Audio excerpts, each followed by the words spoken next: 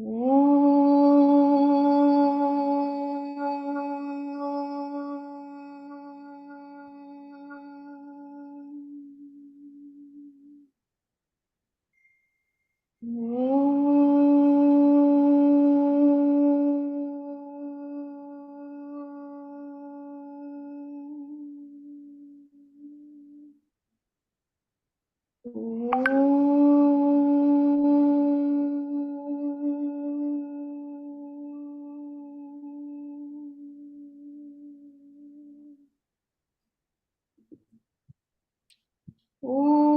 गणानां त्वा गणपतिगं हवामहे कविं कवीनामुपमश्रवस्तमम् ज्येष्ठराजं ब्रह्मणां ब्रह्मणस्पत नः शृण्वन्नोतिभिः सीदसादनम् महागणपतये नमः।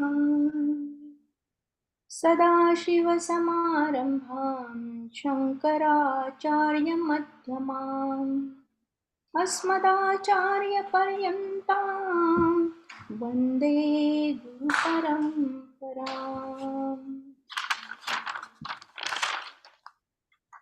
अथ मुण्डक उपनिषद शान्तिमन्त्रः। ॐ भद्रं कर्णेभिः शृणुयाम देवाः भद्रं पश्येमाक्षभिर्यं जत्राः स्थिरैरङ्गैः सुष्ठुवांसस्तनूभिः व्यशेम देवहितं यदायुः। ॐ स्वस्ति न इन्द्रो वृद्धश्रवाः स्वस्ति न पूषा विश्ववेदाः स्वस्ति नस्तार्क्ष्यो अरिष्टनेमिः स्वस्ति न बृहस्पतिर्दधातु। ॐ शान्ति शान्ति शान्तिः।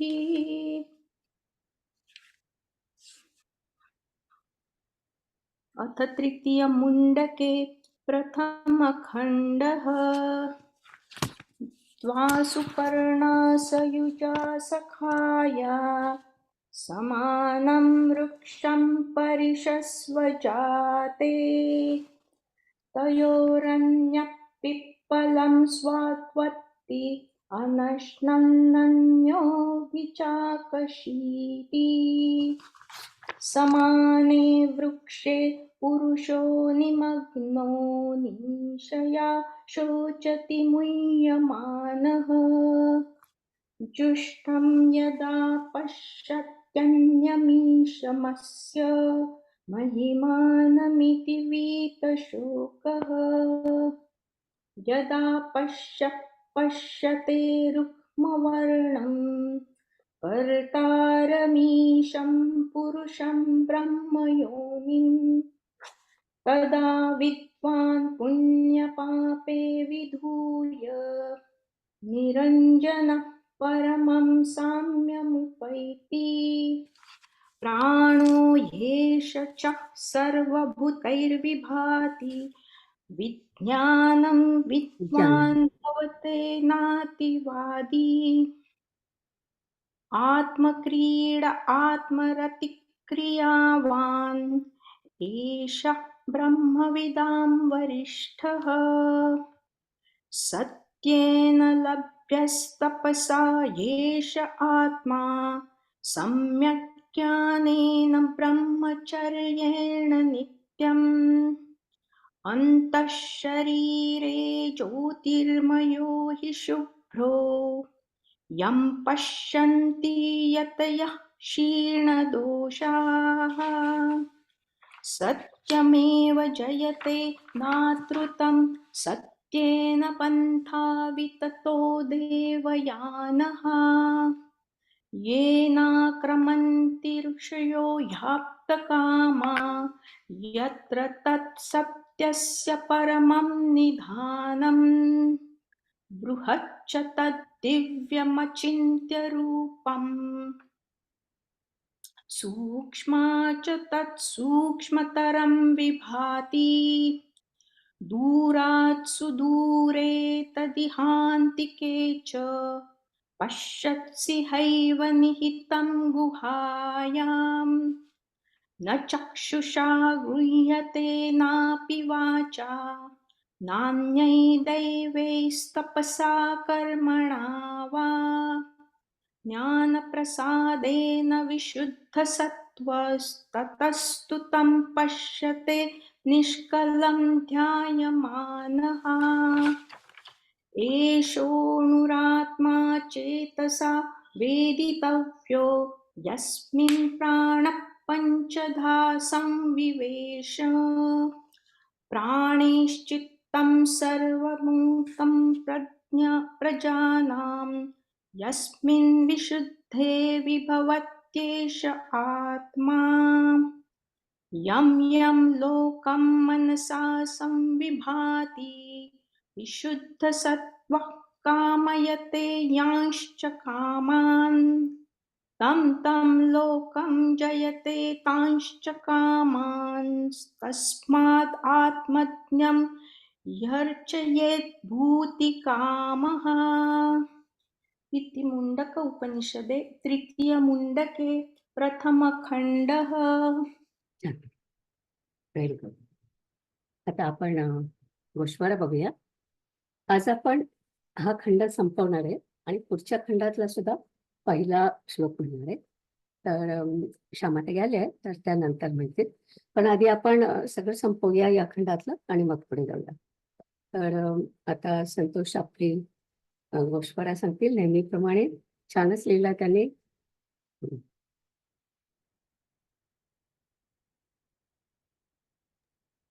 गोश्वारा मुंडक उपनिषद मुंडक 3 खंड 1 मंत्र 4 ते 7. पुढील मंत्रांपासून अंगिरस ज्ञानफल व ज्ञान. थोडस मोठ्याने बोला, मला ऐकायला येत नाही बरोबर. प्लीज. पुढील मंत्रापासून अंगिरस ज्ञानफल व ज्ञान साधना याबद्दल सांगत आहेत. ते म्हणतात की सर्व वस्तूंमध्ये, प्राण्यांमध्ये एकच ईश्वर विविध प्रकारे प्रकाशमान होत असतो. त्याला जाणणारा ज्ञानी पुरुष व्यर्थ बोलत नाही. आत्मक्रीडा, आत्मरत, क्रियामान असा तो वेद जाणणाऱ्यांमध्ये श्रेष्ठ असतो. मागील मंत्रात सांगितलं होते की आत्मज्ञानी होणे हे आत्मस्वरूप ज्ञानाचे फळ आहे. तीच कल्पना येथे विस्ताराने सांगितली आहे. सगळ्या प्राण्यांमधील चैतन्य एकत्र केले की जे विश्व तयार होते ते सर्वच ब्रह्म आहे. इथे आपण अद्वैताकडे येत आहोत. परमात्मा व त्याचे कार्य वेगळे नसून सर्वच परमात्मा आहे असे जाणणारा ज्ञानी मनुष्य मौनाकडे झुकतो. धर्मांधा सारखा तो वायफळ बडबड करत नाही. सर्व विश्व ब्रह्ममय आहे हे तो जाणतो, म्हणून त्याच्या सर्व क्रिया आत्म्याबद्दल असतात. आत्मक्रीडा. आत्मरती म्हणजे आत्मनैव च रमणम. तो आत्मरूपातच रमलेला असतो, त्यातच त्याला आनंद असतो.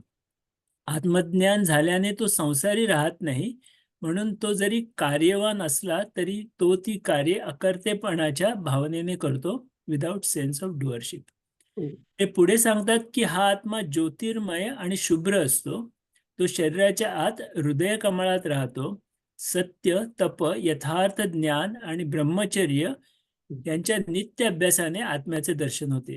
क्षीण दोष म्हणजे ज्याचे कामक्रोधादी विकार नाहीसे झाले आहेत अशा साधकांना आत्मदर्शन घडते. आत्मज्ञानासाठी कर्मयोग व उपासना योग करून नैतिक मूल्ये पाळणे आवश्यक असते. कर्मयोगात ईश्वरार्पण भावना व प्रसाद भावना असल्या पाहिजेत. उपासना योग म्हणजे श्रवण, मनन व निधिध्यास. गीतेच्या 13व्या व 16व्या अध्यायात नैतिक मूल्ये सांगितली आहेत, या गोश्वाऱ्याच्या शेवटी नमूद केली आहेत. इथे सत्य, तपस व ब्रह्मचर्य ही 3 मूल्ये सांगितलेली आहेत. नेहमी सत्य बोलण्याचा प्रयत्न करायचा. जर सत्य बोलून कोणाला त्रास किंवा हिंसा होणार असेल तर मौन पाळायचे, पण खोटे बोलायचे नाही. अनृतवर्जनम सत्येन लभ्य. ज्ञानकांडासाठी लागणारी शिस्त तपसामुळे येते. येथे ब्रह्मचर्य म्हणजे गुरुकडे जाऊन सर्व नियमांचे पालन करून उत्तम प्रकारे शिकणे असे अभिप्रेत आहे. असे सर्व केल्याने कामक्रोधादी विकार नाहीसे होऊन मनुष्याला आत्मदर्शन घडते. अंगिरस म्हणतात की फक्त सत्याचा जय होतो, असत्याचा नाही. ईश्वराकडे जाण्याचा मार्ग सत्याने भरलेला आहे. जाणकार ऋषी ज्यांनी त्यांच्या इच्छा पूर्ण केल्या आहेत असे त्या मार्गाने जातात आणि सत्याचे परमनिधान जो परमात्मा तेथे पोचतात. भारताचे ब्रीद वाक्य सत्यमेव जयते या मंत्रात आहे. असत्याच्या मार्गाने जाणारे कधी कधी जिंकतात असे वाटते, पण हा मार्ग त्यांच्या मनामध्ये संघर्ष निर्माण करतो व ज्यामुळे त्यांना मानसिक शिक्षा मिळते. काहींना तुरुंगाची शिक्षा मिळते, त्या सगळ्यांचाच पापाचा घडा भरतो व पुढील संकटांना तोंड द्यावे लागते. सत्यवादी लोकांचे इच्छा पूर्ण राहतात, ते राग द्वेष इत्यादी पासून मुक्त होतात. सगुण देवाची उपासना केलेल्यांना जेव्हा मुक्ती मिळते तेव्हा ते आधी ब्रह्मलोकी जातात व नंतर आणखी प्रार्थना करून त्यांना मोक्ष मिळतो. याला क्रममुक्ती म्हणतात, कारण त्यांच्या मुक्ती मार्गात अनेक पायऱ्या असतात. असा हा मुक्ती मार्ग सत्यवादानं दिसतो. ते पुढे सांगतात की हे परमतत्व अफाट आहे, दिव्य आणि अचिंत्य रूप गूढ आहे. ते सूक्ष्माहून सूक्ष्म आहे, ते दुरात दूर आहे, पण जवळच जवळ आहे. जीवाच्या अंतःकरण गुहेत ते विलसित असते. आपण आधी सत्यम ज्ञानम अनंतम ब्रह्म असे ब्रह्माचे वर्णन पाहिले होते. त्याच धर्तीवर या मंत्रात ब्रह्माला अफाट, दिव्य, गूढ व सूक्ष्म म्हटले आहे. असे हे ब्रह्म जवळच जवळ व दुरात दूर कसे असू शकेल? ज्ञानी माणसाला ब्रह्म आपल्यात आहे हे कळलेले असते, पण सर्वच विश्व ब्रह्ममय असल्यामुळे कितीही दूर गेले तरी तिथेही ब्रह्म असते. अशा या ब्रह्माचे ज्ञान होण्यासाठी आपले मन बुद्धी तशीच तरल पाहिजे. इथे थोडं ते निलिमा ते म्हणाले तसं गीतेच्या 16व्या अध्यायात सांगितलेल्या संपत्तीचे, दैवी संपत्तीचे 26 गुण फक्त नाव वाचतो. अभय, सत्वशुद्धी, ज्ञान, योग, व्यवस्थिती, दान, दम, यज्ञ, स्वाध्याय, तप, आर्जव, अहिंसा, सत्य, अक्रोध, त्याग, शांती, अपैशून्य, दया, अलौलुप्य, मार्दव, लाज, अचापल्य, तेज, क्षमा, धृती, शौच, अद्रोहत्व आणि अमानित्व.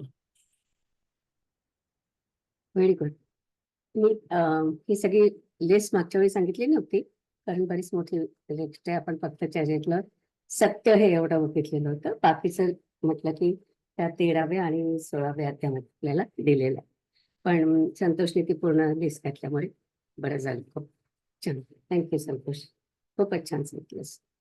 आता मी माझा स्क्रीन करते शेअर. मागच्या वेळी आपण 7व्या पर्यंत आलो होतो, 7व्या मंत्रापर्यंत. आता आपण पुढचे 3 मंत्र याच्यातले बघणार आहोत. तर ह्याच्यामध्ये बेसिकली आता 7वा, 8वा, 9वा, सॉरी 8वा, 9वा, 10वा आणि पुढचा एक मंत्र जो आहे त्याच्यामध्ये आपल्याला ते त्याला सहकारी साधना म्हणतात. आधी आपल्याला साधना सांगितल्या होत्या, सत्य, तप आणि ब्रह्मचर्य. ते आपल्याला साधना सगळी सांगितलेली होती. आता जे काय ते सांगणार आहे त्याला ते सहकारी साधन असं शंकराचार्यांनी त्याच्यासाठी शब्द वापरलाय. तर इन ऍडिशनल आपल्याला काय हवंय त्याच्याबद्दल सांगणार आहे. आता थोडस इथे कन्फ्युजन असं होणार आहे की जेव्हा तुम्ही 8व्या मंत्रापर्यंत आलात तेव्हा असं समजलं जातं की तुम्ही आधीचा सगळा अभ्यास केलेला आहे. मंत्र 1 म्हणजे मुंडक 1, मुंडक 2 आणि तिसऱ्या मुंडकातला पहिला भाग हे सगळं तुम्ही शिकलेलं आहात. तर काही ठिकाणी आपल्याला असं दिसतं की थोडंसं कन्फ्युजन असं वाटतं. तर त्याच्याबद्दल शंकराचार्यांनी आपल्याला त्याचं पण एक्सप्लेनेशन सांगितलंय. तर मी तशा पद्धतीने सांगणार आहे. तर आता ह्या मंत्रामध्ये त्यांनी काय म्हटलंय की मी शब्दार्थ बघते. चक्षुषः न गृह्यते, म्हणजे जे काय ब्रह्म आहे ते आपल्याला डोळ्याने दिसत नाही. आपण आधी पण हे पाहिलं होतं. वाचा अपि न, म्हणजे वाचने सुद्धा आपल्याला त्याचं वर्णन करता येत नाही. नंतर अनेही दैवे न, म्हणजे इतर जी काही आपल्या इंद्रिय आहेत त्याच्यापासून सुद्धा आपल्याला ब्रह्म कळू शकत नाही. आणि नंतर त्यांनी म्हटलंय तपसा कर्मणा वा न, तप आणि कर्म याच्यामुळे सुद्धा ते साध्य होत नाही. तर मी इथे तो फक्त शब्द घातलाय, तर तो ओरिजिनल मध्ये नाही आहे, पण मी तिथे ठेवलाय. तर तप किंवा कर्म केले तरी सुद्धा ब्रह्म आपल्याला साध्य होत नाही. नंतर त्यांनी म्हटलंय ज्ञान प्रसादेनं, हा महत्वाचा शब्द आहे की ज्ञानाच्या प्रसादाने आणि विशुद्ध सत्व, म्हणजे आपलं चित्त विशुद्ध चित्त असेल तर आपल्याला ते होऊ शकतं. कसं? तर ध्यायमान, म्हणजे तुम्ही जेव्हा ध्यान कराल, ध्यानाच्या साह्याने तुम्हाला ते ब्रह्म कळू शकतं. असा पुढचा मंत्र आहे की तथा तो त्यानंतर ध्यानमान, ध्यानाच्या साह्याने तप ते निष्कलम, म्हणजे निष्कलम, आणि पश्यते म्हणजे दिसतं, पण दिसणं म्हणण्यापेक्षा त्याचं आपल्याला ज्ञान होतं, ब्रह्माचं आपल्याला ज्ञान होऊ शकतं. तर शब्दशः अर्थ पाहिला आपण. आता आपण अर्थ बघूया की परमात्म्याला डोळ्यांनी पाहता येत नाही, वाचेने वर्णन करता येत नाही, इतर इंद्रिये त्याला ग्रहण करू शकत नाही. तसंच तपस आणि कर्म यामुळे तो साध्य होत नाही. मग आणखी काय पाहिजे? तर मग जे आपल्याला म्हटलं की सहकारी साधनं ते सांगतात ते. सहकारी साधनामध्ये ज्ञानप्रसादेनं आणि विशुद्ध सत्व, हे दोन पण त्याच्यासाठी आवश्यक आहे. ज्ञानप्रसादेनं आणि विशुद्ध सत्व. आणि असं असलेल्या माणसाला ध्यानाच्या साह्याने सर्वव्यापी आत्म्याचं दर्शन होऊ शकतं. असा या मंत्राचा अर्थ आहे. आता आपण त्याचं स्पष्टीकरण बघूया.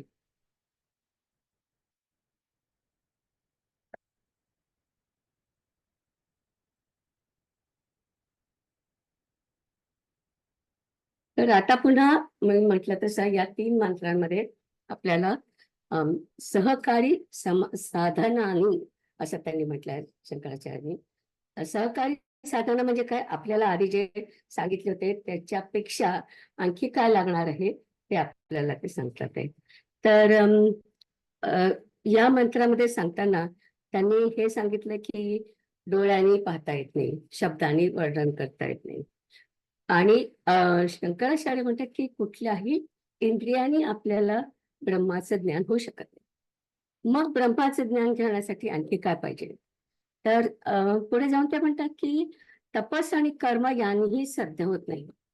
तर पण हा तर उलटा संदेश आहे ना. म्हणजे आधीच्या मंत्रामध्ये आपल्याला सांगितलं होतं की तपस आणि कर्म हे आवश्यक आहेत, आणि साधना आपण जी करतो ती पण आवश्यक आहे. आणि मग पुढे तैत्तरीय उपनिषदामध्ये ही गोष्ट अनेक वेळा सांगितली आहे की तपस्सा ब्रह्म विजिज्ञास विजिज्ञासस्व आणि तपो ब्रह्मते, म्हणजे तपाचं खूप महत्व सांगितलंय तैत्तरीय उपनिषदामध्ये.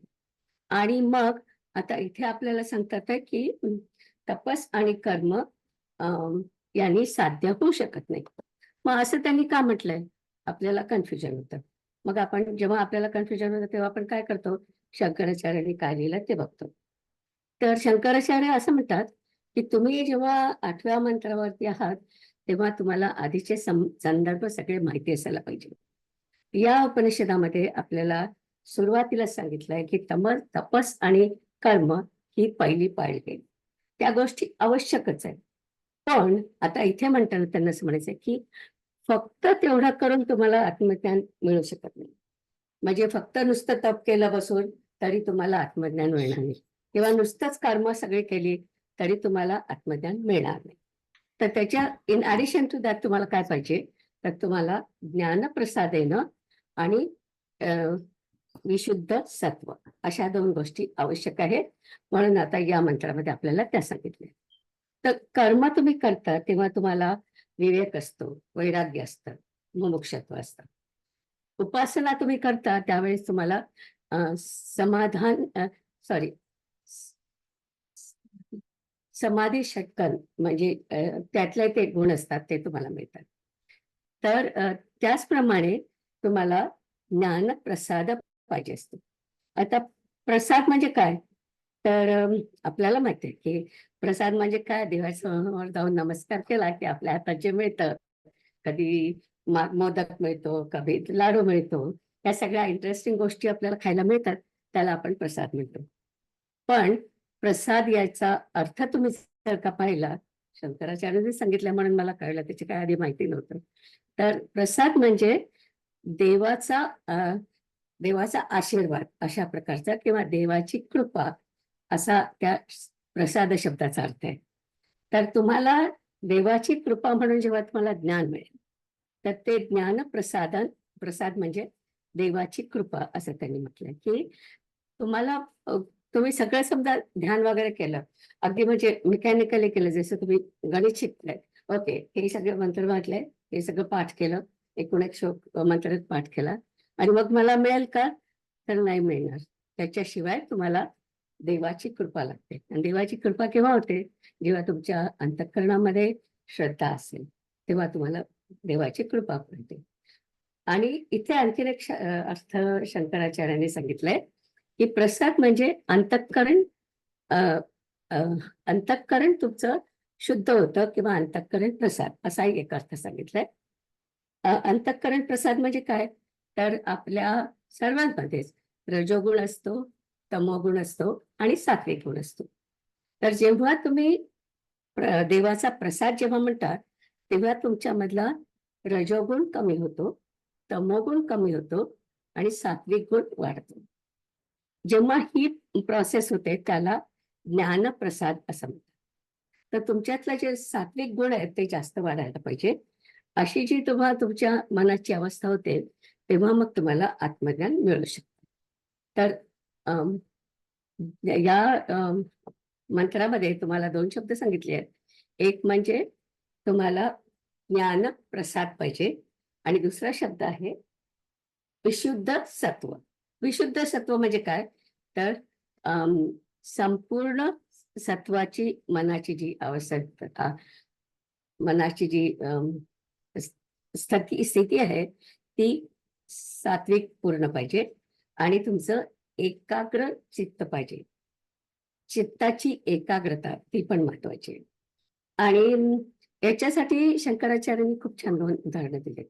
ते म्हणाले की तुम्ही सगळं केलं, जसं काय आत्मा तर तुमच्यामध्ये आहे ना, तर आत्म्याचं प्रतिबिंब तुम्ही तुमच्या मनामध्ये बघत असतात.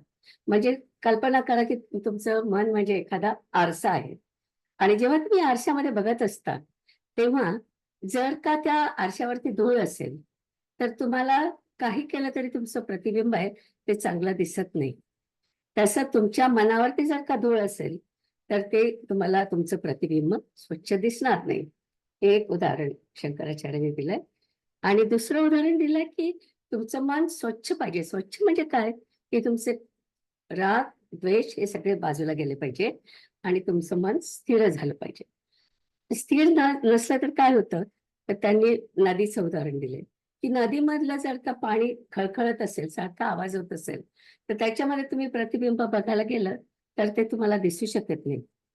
जेव्हा त्या नदीचं पाणी जे शांत होतं अगदी, तिथेच फक्त तुम्हाला आपलं प्रतिबिंब दिसू शकतं. तसं तुमचं मन पाहिजे, म्हणजे मग तुम्हाला आत्मसाक्षात्कार होऊ शकतो. दोन्ही गोष्टी खूप महत्वाच्या आहेत, की तुमच्या मनामध्ये जर का सगळे राग, द्वेष सगळे आहेत, त्याच्यामध्येच तुमचं मन गुंतलेलं आहे, तर मग तुम्हाला त्या आत्मज्ञान होणारच नाही ना. तर म्हणून 2 गोष्टी सांगितल्या. विशुद्ध सत्व आणि ज्ञानप्रसाद. तर अशा ह्या 2 गोष्टी आपल्याला या मंत्रामध्ये सांगितलेल्या आहेत. आणि ध्यायमानः जे म्हटलंय, याचा अर्थ आपण हे अनेक वेळा पाहिलंय. त्यांचं म्हणजे श्रवण, मनन, निधिध्यास. हे जर का तुमचं असेल, त्याच्या साहाय्याने अशा व्यक्तीला आत्मज्ञान होऊ शकतं. आता आपण पुढच्या मंत्राकडे जाऊया. माधवी म्हणते 9वा. मी हे पण पुढे करते. स्लाइड पण पुढे करते.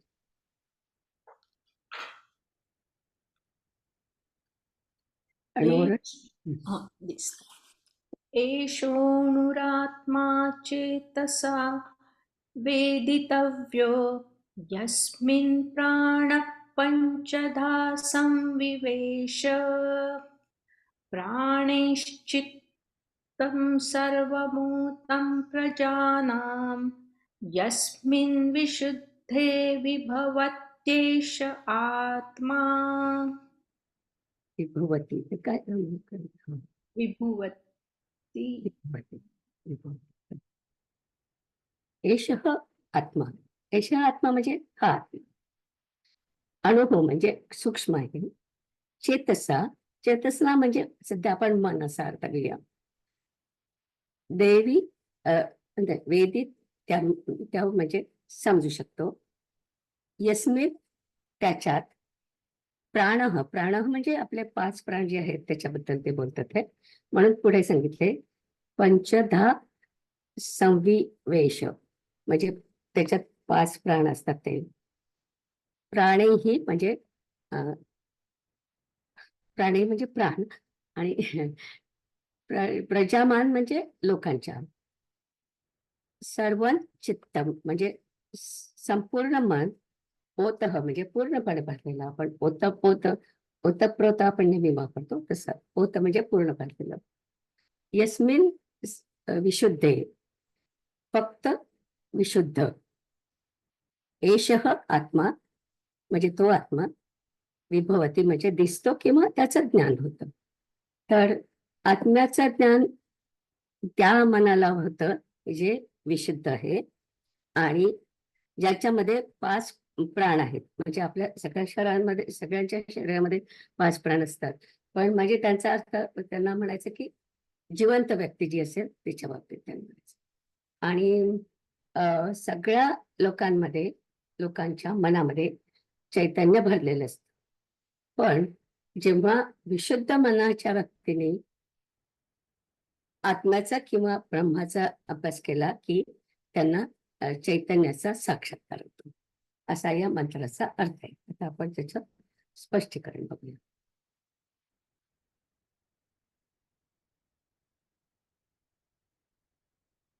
पहिल्या त्याने म्हटलंय एषः अनुभव आत्मा चेतसा तस्मिन् हृदये शरीरे वेदतव्यः. आत्मा हा अणुपेक्षाही लहान आहे. एक लक्षात घ्यायचं की आत्मा ही वस्तू नाही. आपण संदर्भासाठी असं म्हणतो की ती अणुपेक्षाही लहान आहे, पण ते काही वस्तू नाही. तर ते पण आपल्याला लक्षात ठेवायचं. पण फक्त मनाने आपल्याला ते ओळखता येतं. आता मागच्या मंत्रात आपण जो प्रॉब्लेम पाहिला होता तसाच प्रॉब्लेम इथे पण दिसतोय. तर आजचे हे दोन्ही मंत्र असेच आहेत ऍक्च्युअली. तर मूळ विषय जो आहे त्याच्याकडे आपण बघूया आता की मनाने आपल्याला आत्मा शोधता येतो असा त्याचा अर्थ आहे. तर तुम्ही म्हणाल की तुमच्यापैकी जे लोक बाकीचे उपनिषद शिकलेले आहेत ते म्हणतील निलिमाताई तुम्ही चुकीचं सांगताय. केनोपदेशामध्ये असं म्हटलं आहे की मनाने आत्मा शोधता येत नाही असं स्पष्ट लिहिलंय.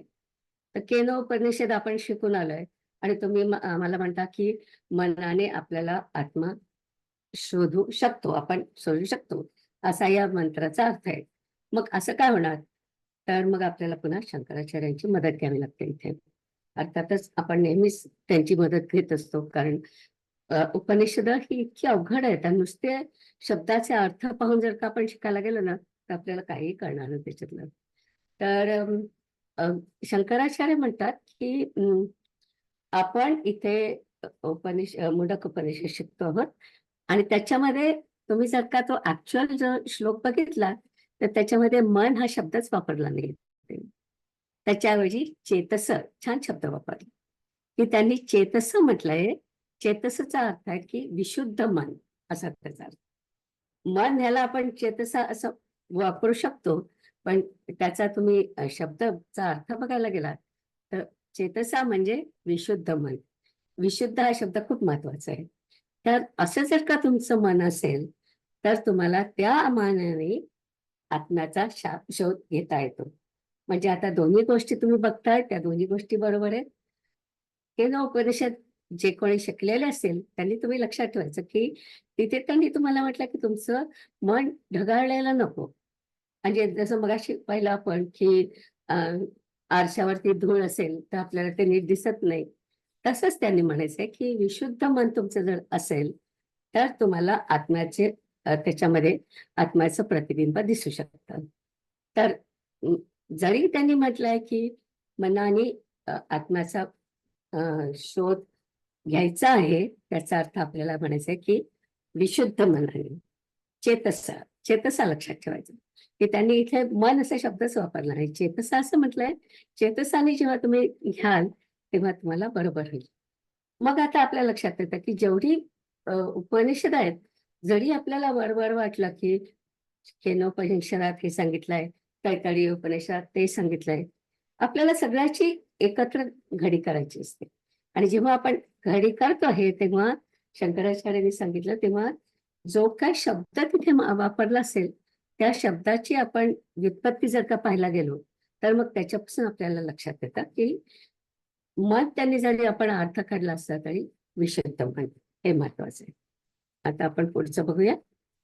यस्मिन् प्राणः पंचधा संवे संवि संविवेश संविवेश यस्मिन म्हणजे या शरीरामध्ये.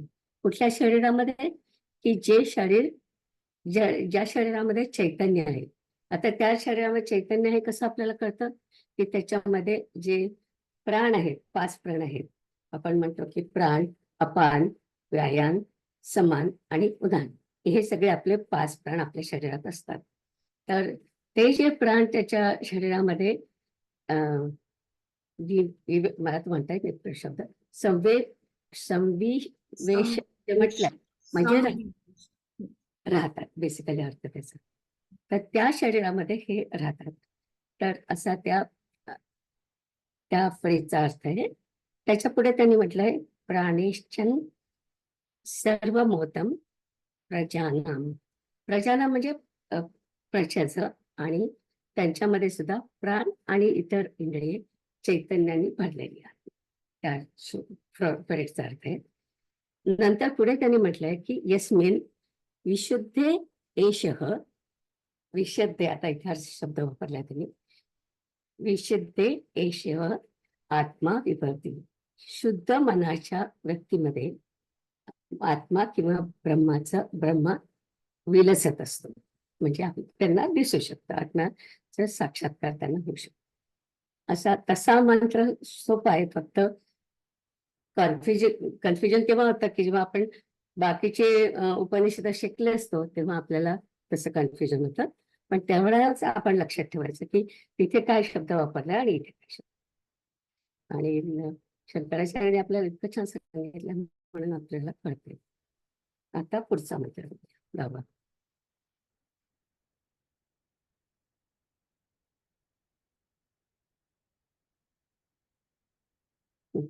अरे यं यं लोकं मनसा संविभाति विशुद्धसत्त्वः कामयते यांश्च कामान् तं तं लोकं जयते तांश्च कामांस्तस्मादात्मज्ञं ह्यर्चयेत् भूतिकामः. यम यम म्हणजे जे काही, लोक म्हणजे आपले 7 लोक आहेत त्याच्यापैकी कोणीही, मनसा म्हणजे मन,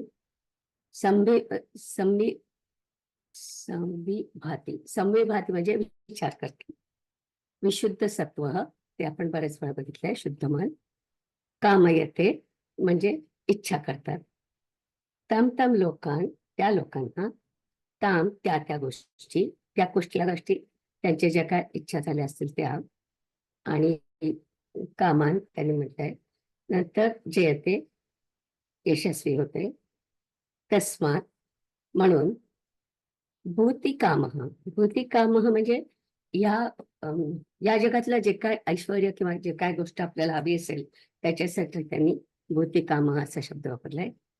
ही अर्थातच आत्मज्ञान म्हणजे आत्मज्ञानी जो असेल तो, अर्चयते म्हणजे त्याला वंदन करणं. खूप सोपा तसा मंत्र आहे. आपल्याला खूप इंटरेस्टिंग वाटतो अशासाठी की त्यांनी म्हटलं आहे की शुद्ध चित्त असणाऱ्या आत्मवेती मनाने ज्या लोकांमध्ये नाही हा मनाने ज्या लोकांमध्ये जाण्याची इच्छा करेल ती त्याची पूर्ण होते. आणि म्हणून ऐश्वर्य म्हणजे या भौतिक ज्या गोष्टी असतात त्या गोष्टींची इच्छा करणाऱ्याने आत्मज्ञानी पुरुषाची पूजा करावी. आत्मज्ञानी हे सत्यकाम आणि सत्य संकल्पी असतात. आता सत्यकाम आणि सत्य संकल्पी असतात हे या मंत्रात म्हटलेलं नाही आहे, पण आपल्याला जेव्हा रेफरन्स देतात शंकराचार्य तेव्हा ते आपल्याला सांगतात की सत्य संकल्प आणि सत्य काम हे दोन शब्द महत्वाचे आहेत. सत्य काम म्हणजे सत्यावर विश्वास ठेवणारे. आपण आधीच्या मंत्रांमध्ये पाहिलं होतं सत्याचं महत्व.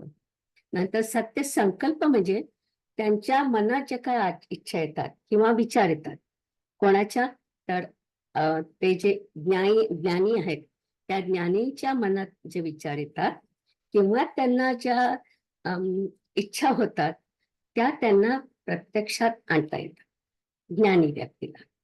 आणि या व्यक्ती काय करतात, आपल्या भोवतीचे काय लोक असतील त्यांना सगळ्यांना ते मदत करत असतात. आता आपण याचा अर्थ बघूया.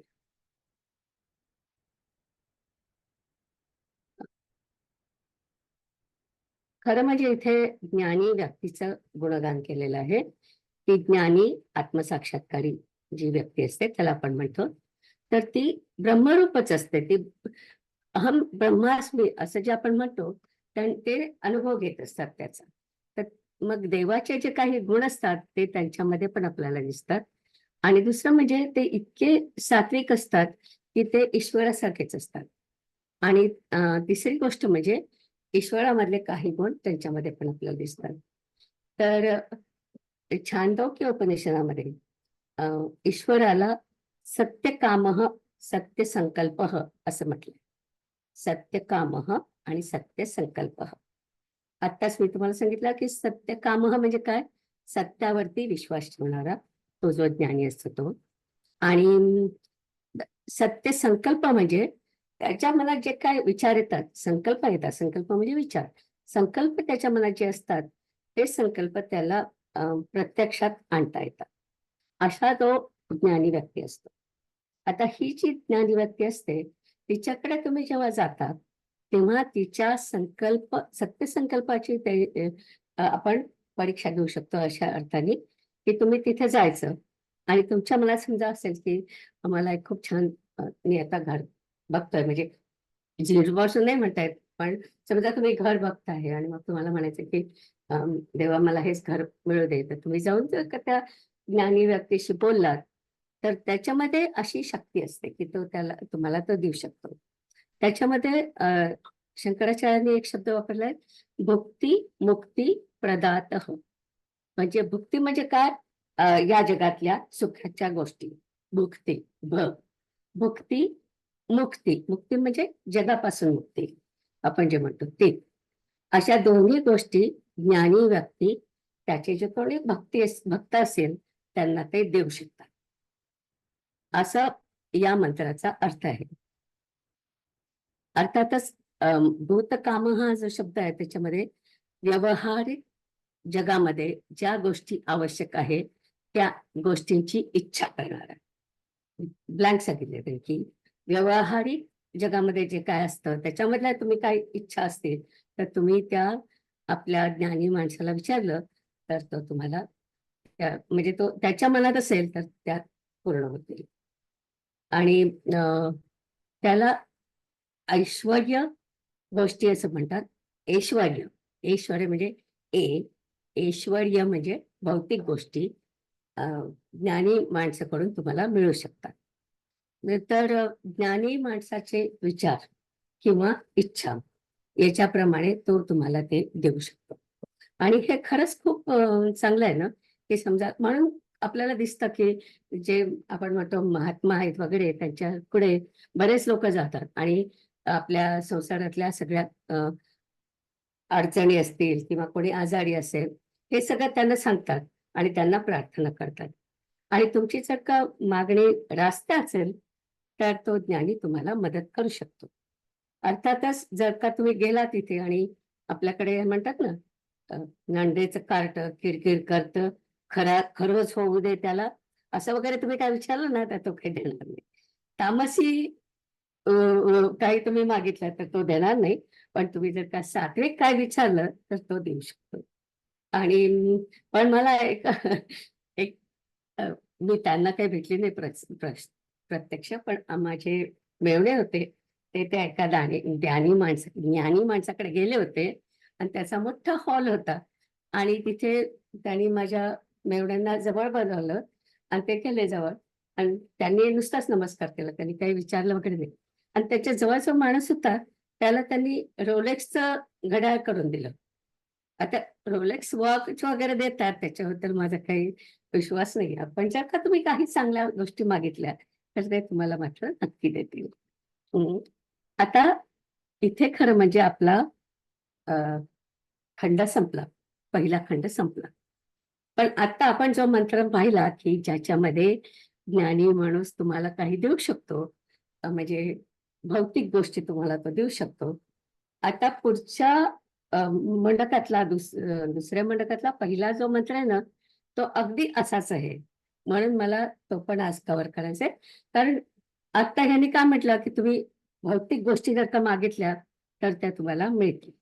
आणि पुढच्या मंत्रामध्ये ते काय म्हणतात आहे की हे जे ज्ञानी असतात त्यांच्याच जवळ कोणी मुमुक्षू गेला आणि म्हणजे खूप भक्त असतात त्यांचे ते मुमुक्षू पण असतात ना, तर त्या मुमुक्षूंना त्यांनी मागितलं नाही तरी ज्ञानी त्यांना आत्मज्ञानी करू शकतो, असा पुढच्या मंत्राचा अर्थ आहे. आणि मला वाटतं दोन्ही मंत्र खूप सारखे आहेत. म्हणून हा जो पुढच्या खंडातला जो पहिला मंत्र आहे तो पण आज घेऊया. तर आता श्यामाताई आपल्याला तो मंत्र म्हणून दाखवतील आणि मी स्लाइड पण बदलणार आहे कारण या स्लाइड मध्ये नाहीये. ओके, याच्यात मी फक्त एक आता आपण जे बोललो ती एक समरी सारखी स्लाइड टाकली आहे. आपण त्याच्याबद्दल बोललो आहोत की आत्मज्ञानासाठी कर्मयोग, उपासना आणि नैतिक मूल्य आपण आधी पाहिलं होतं. नंतर 8व्या मंत्रात त्यांनी सांगितलं त्याच्याशिवाय जे लागतं ते.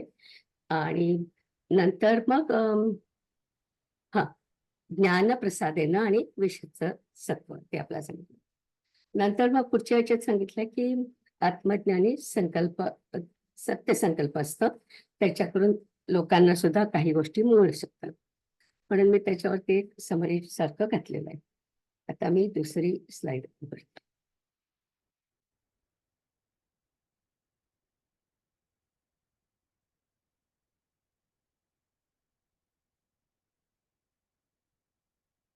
वाच.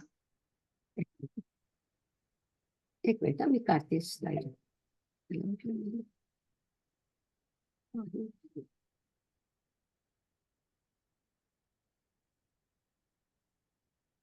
एक मिनिट आम्हाला स्लाइड शोधते मी.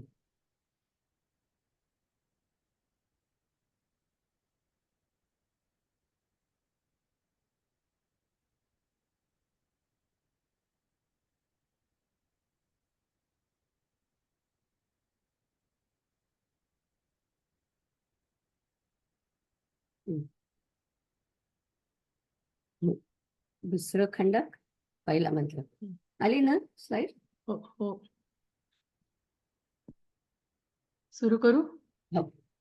तृतीय मुंडकम द्वितीय खंड.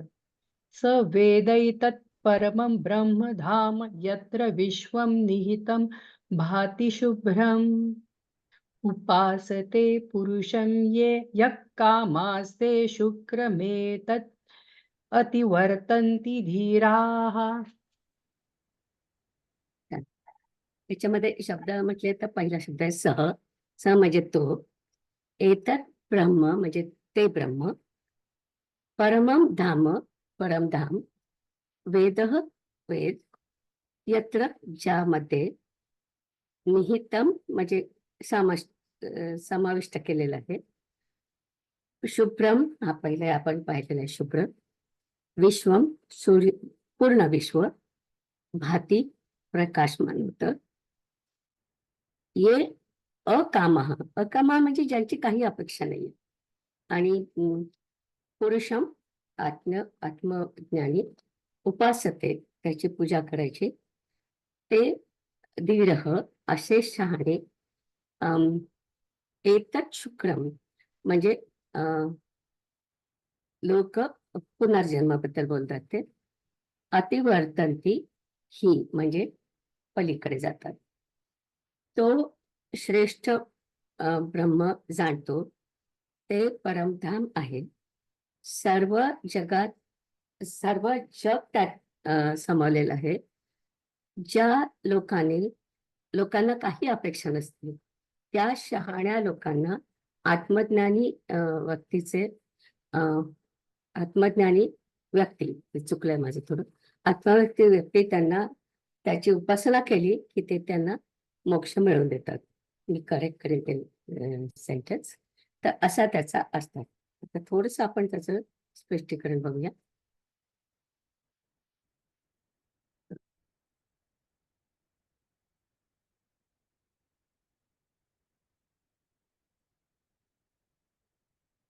आता बेसिकली आपण जेव्हा शेवटच्या खंडामध्ये आलो आहोत, तर इथे गोषवारा आहे आणि इथे फलश्रुती आहे.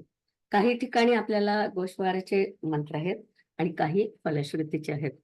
तर आता या मंत्रामध्ये आपण मागचा मंत्र पाहिला तसाच हा मंत्र आहे. याच्यामध्ये ते म्हणतात की मुमुक्षी जे असतात, ज्यांना मोक्ष पाहिजे असे जे लोक असतात, त्यांनी या ज्ञानी व्यक्तीला नमस्कार करावा, की त्याची पूजा करावी. आणि मग या मंत्रामध्ये ते म्हणतात की तो जो ज्ञानी आहे तो आपणहूनच त्यांना आत्मज्ञान देऊ शकतो. आणि याच्यासाठी माझ्या पुढे 2 उदाहरणं आहेत आणि ही सगळी आपल्या खरी झालेली उदाहरणं आहेत. त्यातलं एक महत्वाचं उदाहरण मी तुम्हाला आत्ता सांगणार आहे.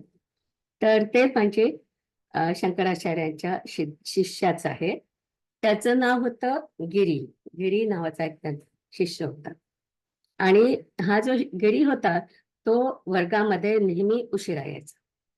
एकतर तो काहीतरी पूजेसाठी फुले तोडत असेल किंवा नदीवर जाऊन कपडे धुवत असेल किंवा काहीतरी करत असेल. आणि शंकराचार्य तो येईपर्यंत वाट पाहायचे काही सुरू करायला. तर पण तो यायचा ना वर्गामध्ये तरी अगदी शांतपणे बसून राहायचा आणि शांतपणे शंकराचार्यांची भाषण ऐकायचा आणि मग पुढे आपल्या कामाला जायचा. कधी प्रश्न विचारणार नाही, कधी वर्गात बोलणार नाही आणि रोज आपली मुलं त्याच्यासाठी वाट बघायची. तर शंकराचार्यांचा एक शिष्य होता, त्याचं नाव पदमपाद त्याचं नाव होतं.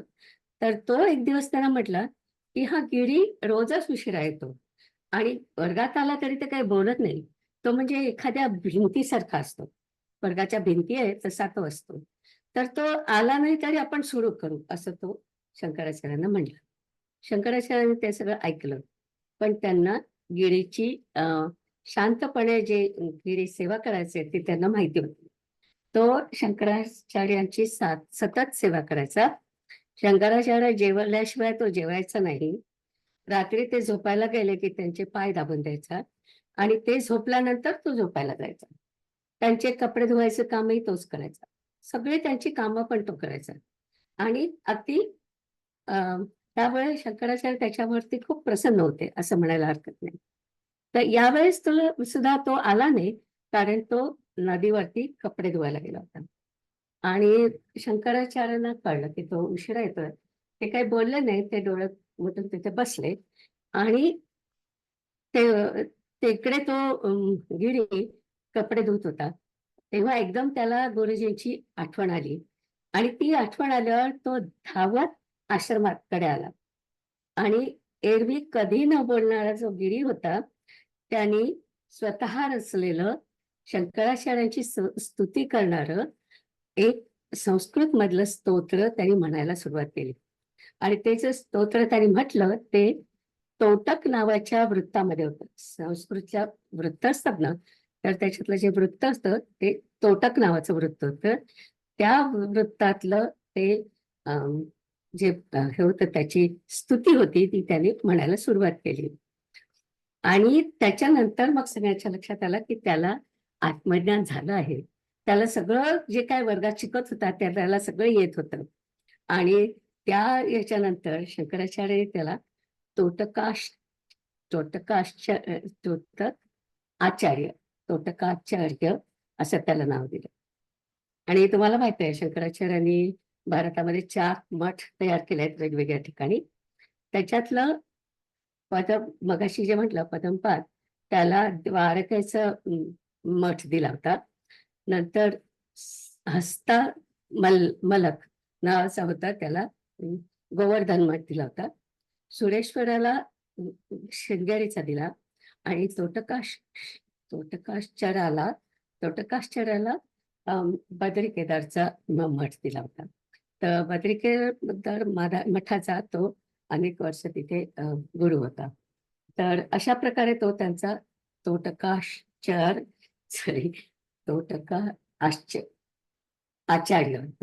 आचार्य तो अशी त्याची कथा आहे.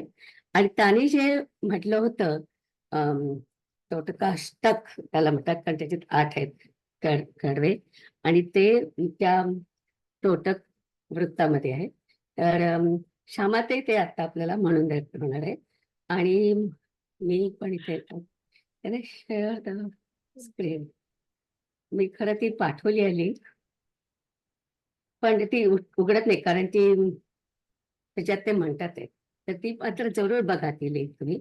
आता श्यामाताई ते म्हणून होतील.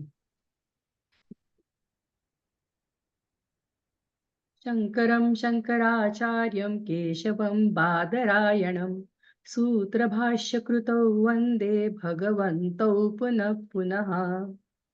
नारायणं पद्मभुवं वसिष्ठं शक्तिं च तत्पुत्रपराशरं च व्यासं शुकं गौडपदं महान्तं गोविन्दयोगीन्द्रमथास्य शिष्यं श्रीशङ्कराचार्यमथास्य पद्मपादं च हस्तामलकं च शिष्यं तं तोटकं वार्तिककारमन्यान् नस्मद्गुरुन् सततमानतोऽस्मि।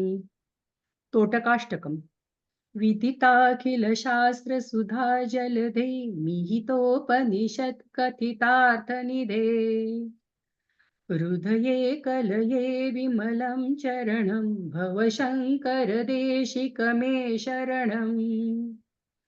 करुणावरुणालय पालय मां भवसागरदुःखविदुन्हृदम् रचयाखिलदर्शनतत्त्वविदं भवशङ्करदेशिकमे शरणम्। भवता जनता सुहिता भविता निजबोधविचारणचारुमते कलयेश्वर जीव विवेकविदं भवशङ्करदेशिकमे शरणम्। भव एव भवानिति मे नितरां समजायत चेतसि कौतुकिता मम वारय मोहमहाजलधिं भवशङ्करदेशिकमे शरणम्। सुकृते धिकृते बहुधा भवतो भविता समदर्शनलालसता अतिदीनमिमं परिपालय मां भवशङ्करदेशिकमे शरणम्। जगतीमवितुं कलिता कृतयो विचरन्ति महामहसच्छलतः अहिमांशुरिवात्र विभासि गुरो भवशङ्करदेशिकमे शरणम्। गुरुपुङ्गवपुङ्गवकेतन ते समतामयतां नहि कोऽपि सुधीः शरणागतवत्सल तत्त्वनिधे भवशङ्करदेशिकमे शरणम्। विदितान् मया विशदैककला न च किञ्चन काञ्चनमस्ति गुरो द्रुतमेव विदेहि कृपां सहजां भवशङ्करदेशिकमे शरणम्। भवशङ्कर देशिक मे शरणम् भवशङ्कर देशिक मे शरणम् छान. असं ते तोटकार आचार्य तोटकाष्टक आहे. तर आणखी एक उदाहरण मला माहिती आहे, म्हणजे त्याच्याबद्दल मी आता बोलत नाही, पण संत तुकारामांची जी शिष्या होती, तिचं नाव बहिणाबाई, पण ती म्हणजे बहिणाबाई चौधरी नाही, दुसरी संत बहिणाबाई. तर संत बहिणाबाई अजिबात शिकलेली नव्हती. 5व्या वर्षी तिचं लग्न झालं आणि ती म्हणजे तुकारामांची शिष्य होती, एवढंच सांगते.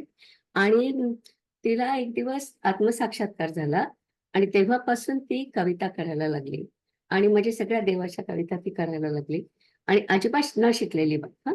आणि ती अध्यात्मातलं आपण जे काय वाचतोय त्याच्यातल्या सगळ्या गोष्टी ती सांगायची किंवा त्याच्यावरच्या कविता म्हणायची. 1,00,000 वरती त्यांनी ओव्या केलेल्या आहेत बहिणाबाईंनी आणि फार सुरेख ओव्या आहेत. आणि शेवटी त्या बाईंचं लग्न झालेलं होतं आणि त्यांचा नवरा त्यांना अतिशय त्रास द्यायचा, पण शेवटी त्यांनी त्या नवऱ्याला सुद्धा परत घेतलं घरामध्ये. आणि तर मग बायका त्यांना विचारायच्या की तू संसारी आहेस, मग संसारी असताना तुला कसं हे सगळं आपोआप आलं? तर तेव्हा त्यांनी सांगितलं होतं की तुम्ही संसारात राहिलात तरी पण तुमचं मन जर का संसारात नसेल तर तुम्ही संन्याशासारखंच असतात, असं त्यांची एक कविता आहे. आणि खूप छान कविता आहेत त्यांची की आपण म्हणजे लग्न झालेल्या व्यक्तीने कसं काय करावं, म्हणजे हे सगळं परमार्थ कसा करावा, अशा प्रकारचे त्यांच्या कविता आहेत. तर त्या पण अशा असतात, काही न शिकलेल्या, काही नाही, तरी सुद्धा त्यांच्या सुंदर आध्यात्मिक कविता आहेत. तर असे 2 उदाहरणं आपल्याला माहित आहे. आता जो आपण मंत्र पाहिला की त्याच्यामध्ये जर का गुरुला वाटलं तर तो तुम्हाला ज्ञान देऊ शकतो. तो सगळं पाहणार आहे तुमचं. आपण आधी पाहिले ते सगळे गोष्टी ते पाहणार आहे की तुमचं अंतःकरण शुद्ध आहे की नाही, तुमचं मन शुद्ध आहे की नाही, हे सगळं ते पाहून ते तुम्हाला आत्मज्ञान देऊ शकतात. आपण आता इथे थांबूया. ओम पूर्णमद पूर्णमिदम पूर्णात पूर्णमुदच्यते पूर्णस्य पूर्णमादाय पूर्णमेवावशिष्यते. ओम शांती शांती शांती. हरि ओम. श्री गुरुभ्यो नमः. हरि ओम.